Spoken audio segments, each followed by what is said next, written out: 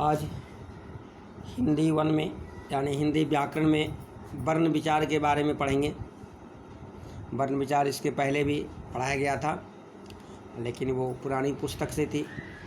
आज नई पुस्तक से हम लोग वर्ण विचार के बारे में पढ़ेंगे। वर्ण जो है भाषा की सबसे छोटी इकाई है, जिसको टुकड़े नहीं कर सकते हैं। अतः वर्णों के व्यवस्थित समूह को वर्णमाला कहते हैं।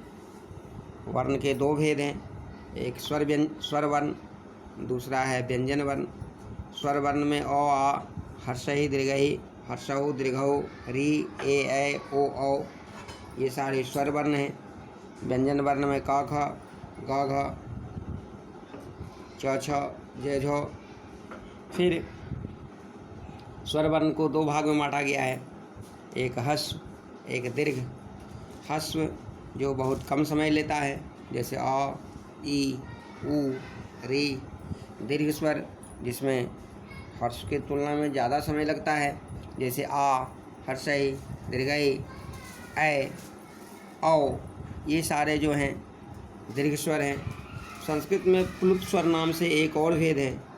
इसमें हर्ष के तुलना में तिगुना समय लगता है।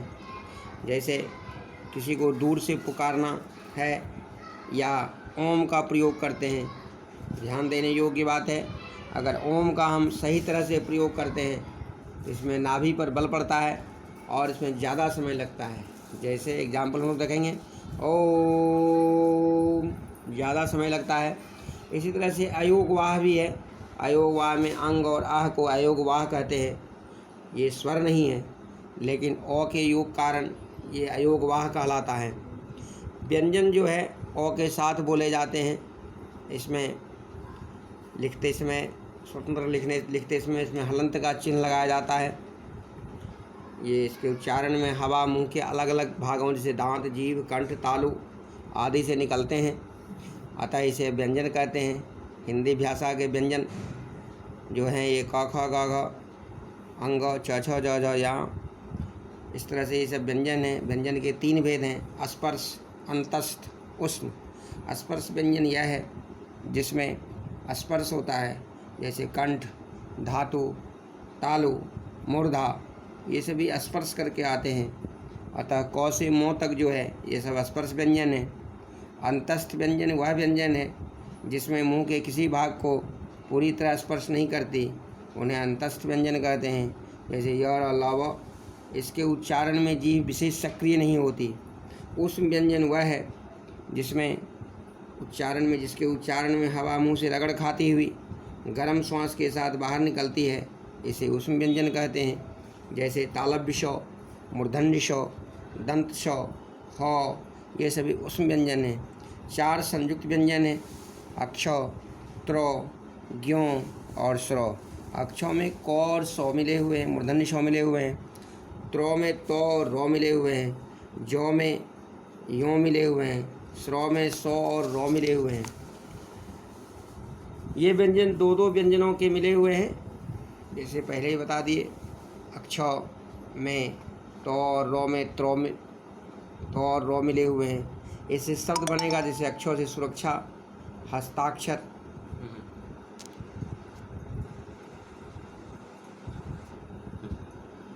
स्वरों से श्री और श्रेष्ठ।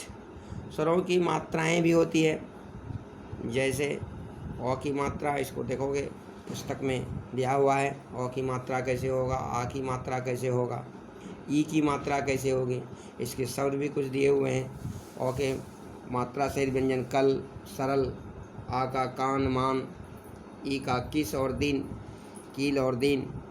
और प्रत्येक व्यंजन में निहित होता है, इसकी अलग अलग कोई मात्रा नहीं होती है। जैसे क जोड़ अ क, चौ जोड़ अ चौ। रौ में ऊ दीर्घ की मात्रा नीचे लगाकर बाईं की ओर लगा जाती है। जैसे रुचि लिखना है, रुचि में जब रौ की मात्रा लगाएंगे, पुस्तक में दिखाया गया है, इस तरह से रुचि लिखेंगे।